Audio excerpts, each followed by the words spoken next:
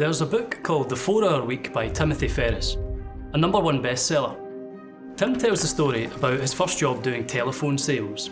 He worked long days, not getting through to the people that mattered, and his calls were intercepted by personal assistants or secretaries. It wasn't going well, until he discovered something clever.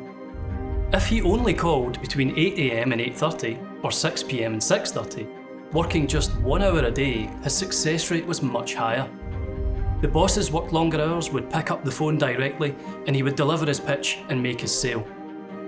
Tim found a way to work smarter, greater success with less effort. The ultimate life hack. We can apply this mantra to higher business by understanding how to win development marks in your exam. So let's get hacking.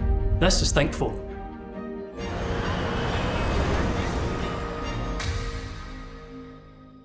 To illustrate this, let's use a topic you should be familiar with by now: the marketing mix, more specifically pricing strategies. In higher exams, you can only really be asked about the pricing strategies themselves or factors affecting the strategy chosen.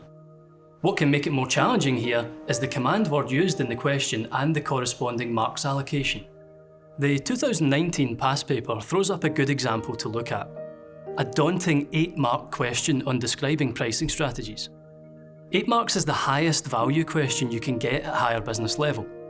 Don't panic though, this doesn't mean you have to remember 8 different pricing tactics and write about all of them. If you could do that, then great, you'd still win marks, but you'd probably end up writing a lot and using time you could be spending on other questions. The smarter play here is to choose only 4 pricing strategies that you feel confident with and win yourself some development marks. Let's say you write this: low pricing could be used, which means charging less for products than your rivals do. Then you go on to say this: a premium pricing tactic could be used, which means pricing goods higher than your competitors. And then you say, destroyer pricing could be used, which means setting prices so low that rivals are forced out of the market. Right now, how many marks do you have? Only 3, and still a way to go yet. So let's add our developments in, and we can at least double those 3 marks to 6. Take the first point about low pricing, used very successfully by businesses like Aldi and Primark, for example. What do these firms have an image of? Value for money. And what does that enable them to do very effectively? Target lower income market segments, bargain hunters, or customers trying to stick to a budget. Add development points like these to your basic description of what low pricing is, and that 1 mark becomes 2 or 3.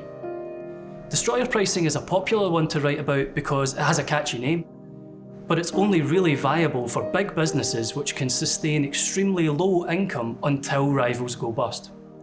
If you know your stuff here, you'll also be aware that this may be deemed illegal as a breach of government competition policy rules. Adding details like these have now turned your 1 mark into 3, and you're well on the way to 8 out of 8. The question we've discussed as an example here is a good one because the wording of it means your options to answer are wide open. If the question was something like this: describe the pricing strategies which could be used in highly competitive markets, then think carefully. If the market is already competitive and full of existing businesses, then it's not a good idea to try and enter that market with a very high premium price, as there will undoubtedly be cheaper alternatives. Tim Ferriss once said, "It's possible to become world-class in almost any subject within 6 to 12 months, or even 6 to 12 weeks. Well, by now you've probably spent something like that amount of time studying higher business. And all you need in your exam is about 8 minutes to build a well-developed answer on pricing strategies to put you well on the way to achieving a world-class grade at this subject." Good luck. This was Think4. Thanks for watching.